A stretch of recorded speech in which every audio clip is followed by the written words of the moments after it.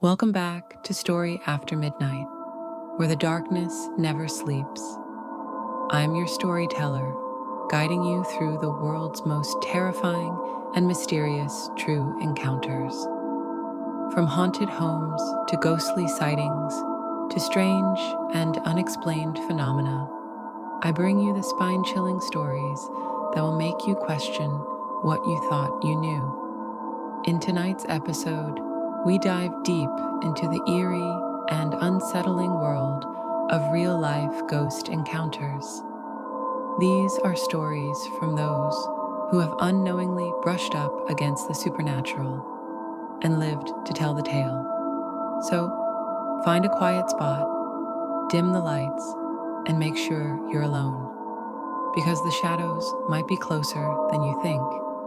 Who knows what's lurking, watching, and waiting to make its presence known. Now, let's step into the unknown. The darkness awaits.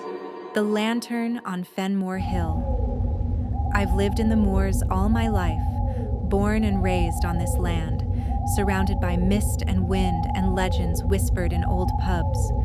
You grow up hearing stories here about lights that float across the hills, about voices in the dark that don't belong to anything living. But when you're a child, it's just folklore, just something to make your bones shiver for fun. Until you see it, until it calls your name. My name is Eliza, and I live alone now in the small stone cottage my grandmother left me on the edge of Fenmore Hill. It's a lonely patch of earth, but I liked the quiet after years of living in the city. It was supposed to be healing. Peaceful. The peace didn't last long. It started about 2 months ago, early November. The wind gets cruel then, bitter enough to slice through walls, and the fog. It settles like a wet wool blanket over everything. You can't see 2 feet in front of you some days. That's when I first saw the light. At first, I thought it was a hiker, a lost walker with a headlamp or torch. Just a soft glow bobbing through the mist near the bottom of the hill. It would appear just after sundown, flickering gently, like someone walking slowly up the slope toward my cottage. But it never got closer, and it never left footprints. I'm not a nervous woman by nature, but after a week of this nightly glow, always at the same spot, never straying, I decided to investigate. Big mistake. I bundled up, grabbed my old shepherd's lantern, and set off into the fog. The night was thick with silence, save for the crunch of dead heather under my boots and the faint hiss of wind through the tall grass. I followed the glow, always just ahead, always out of reach. I called out, more annoyed than scared. "Hello? Are you all right out there?" The light didn't answer. It just kept moving, floating. I followed it for what felt like 20 minutes until I reached the far side of the moor, a patch I hadn't walked since I was a girl. There's an old stone wall there, broken down in parts, and beyond it, the bog. That's where I stopped. The ground changes there, softer, sinking. The fog is always worst near the bog. That's when I noticed it. The light wasn't in front of me anymore. It was behind me, hovering maybe 30 feet back, right where I had just walked. But I hadn't passed anyone. I know that much. And then it blinked out. Just gone.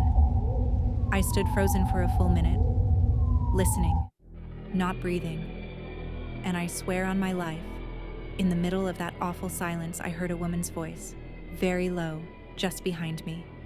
"Eliza," not shouted, whispered, like breath in the fog. I turned so fast I nearly fell, the lantern shaking in my hands. Nothing. No one. I don't remember walking home. I think I ran most of it. My boots were soaked, my hands raw from gripping the lantern. I locked every door and window and didn't sleep that night. The next morning, I found muddy footprints on the stone path outside my cottage. Barefoot, human, leading to my front door. That was the beginning. Since that night, the moors haven't felt the same. I no longer walk them, not even in daylight. I hear things now, especially after dark. Low wails in the distance, a knocking sound against the back of the cottage, but there's no one there. I even had the priest from the village come out and bless the place. He didn't stay long. He said something about old ground and told me not to follow the light if it returned. Of course it did, but this time I didn't go out. Instead, I stood behind the curtain in the dark and watched it hover again, this time closer, maybe 20 feet from the front garden. It pulsed like a heart, glowing soft and red, not white like before. The air inside the cottage turned icy, and the windows fogged from the inside. Then came the tapping on the glass. 3 slow knocks. I didn't move. I didn't breathe. I just watched. The light drifted away eventually, but now it comes every night. The worst part, though, is the mirror. There's one over the fireplace in the sitting room. It's antique, belonged to my gran, and I've always hated the way it distorts the reflection slightly, like the silver is warped. I started covering it with a cloth after I began seeing things behind me that weren't there. Once, I saw myself standing in the hallway, and another figure behind me, tall, with a lantern, its face obscured by smoke. When I turned, nothing. But the smell of wet earth lingered in the air. Last night, I woke up at 3:14 a.m. The air was thick with the smell of peat and something else, something metallic. Blood, maybe. I heard footsteps on the floorboards even though no one else lives here. And then the voice again. Eliza, come to the light. It was inside the house this time. I'm writing this now with every candle in the cottage lit. The fog is pressed against the windows like a living thing. I can see the light again, hovering at the edge of the garden. And just now, it split into two. 2 lights. 2 voices. I don't know how much longer I can stay here, but where would I go? This is my home, my land. My name is written in the deeds and the dirt, and somehow I think they know that. I think they've always known. They've waited for me, and now they want me to follow, to the bog, to the light.